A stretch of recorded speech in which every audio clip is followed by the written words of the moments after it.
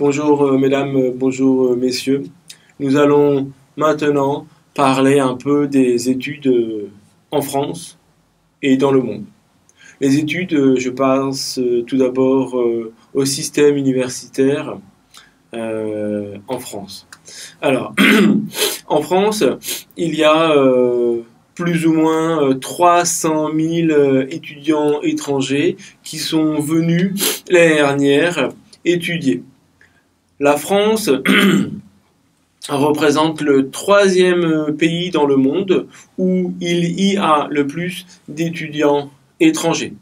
Les deux premiers pays sont les États-Unis et l'Angleterre.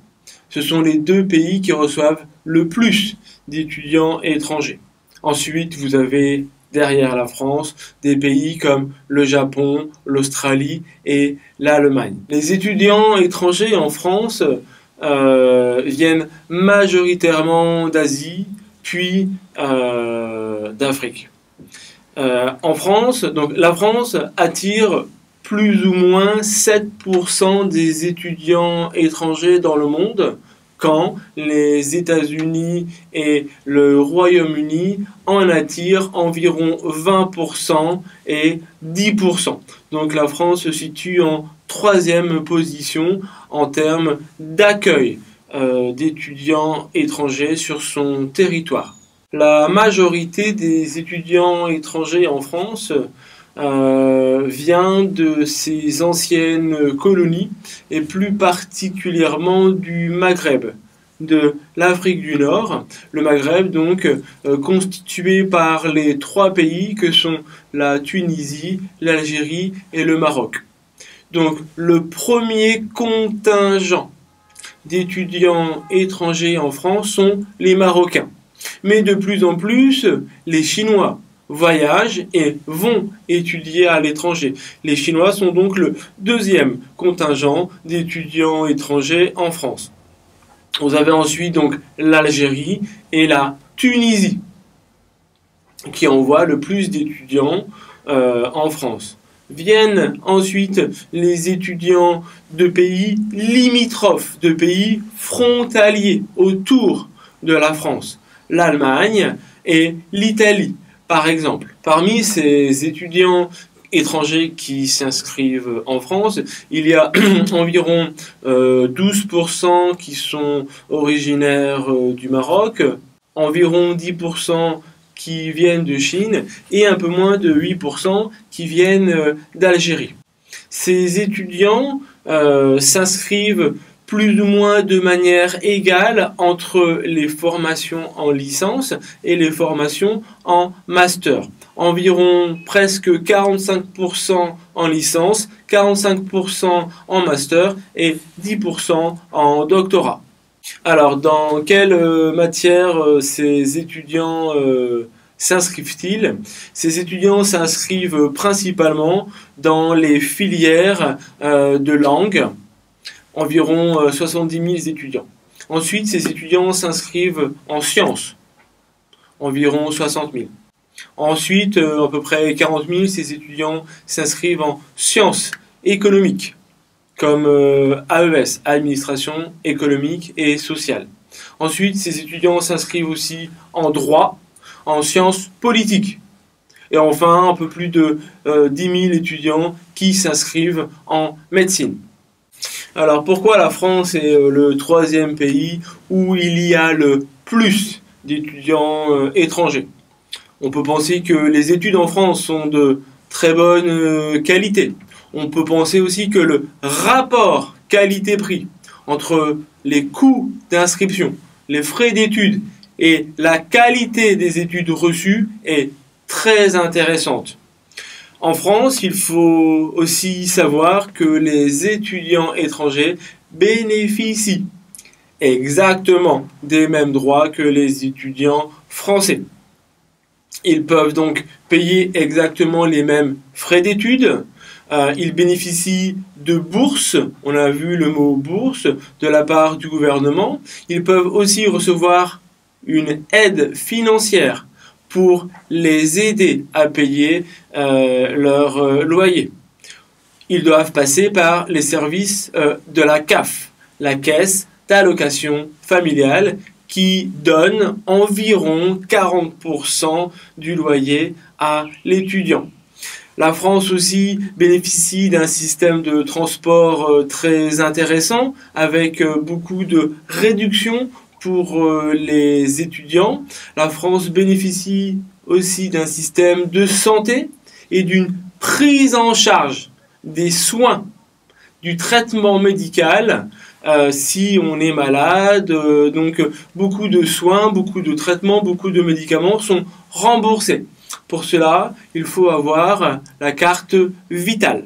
En France, les études sont également de plus en plus professionnalisantes. Cela veut dire que dans le cadre des études, par exemple de master, il faut écrire, on l'a vu, un mémoire, mais il faut aussi faire un stage qui permet d'acquérir et d'obtenir de l'expérience professionnelle qui sera utile pour pouvoir trouver un bon travail et s'assurer de perspectives professionnelles pour pouvoir garantir un horizon professionnel intéressant et rémunérateur qui permet donc d'obtenir une rémunération, un niveau de salaire intéressant. Je voudrais maintenant vous parler du système Erasmus. Le système Erasmus tient son nom du philosophe hollandais Erasme. Erasme qui a vécu au temps de la Renaissance, au temps de l'échange entre différents philosophes dans toute l'Europe. Le système Erasmus permet à un étudiant d'un pays de la communauté européenne d'aller faire une partie de ses études universitaires, une partie de ses études supérieures dans un autre pays de la communauté européenne. C'est donc un système d'échange intra-universitaire entre les universités. Par exemple, un étudiant français va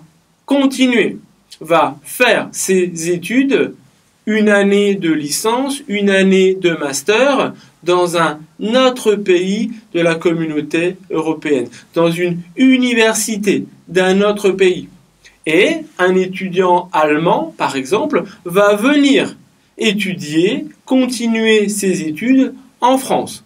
Le système Erasmus a été rendu célèbre aussi par le film de Cédric Klapisch, L'auberge espagnole, où on voit des jeunes étudiants de toute l'Europe habiter ensemble dans un appartement, habiter en colocation.